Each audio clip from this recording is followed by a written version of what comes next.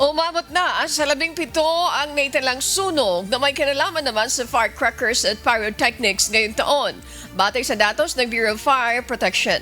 Isa naman ang naitalang injury dahil sa mga sunog na ito. Ayon sa BFP, mas mababa pa ang bilang na ito kumpara sa 39 o 39 na naitala noong nakaraang taon, kung saan may 5 pang nasawi at 24 ang sugatan.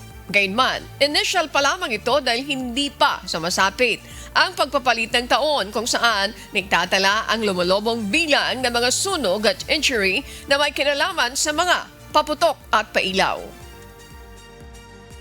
Pero sabi ko nga, wala pa tayo sa peak of the season talaga ng injury at fatality at nawa ay wala na, no? Wala nang additional na firecracker and pyrotechnics related.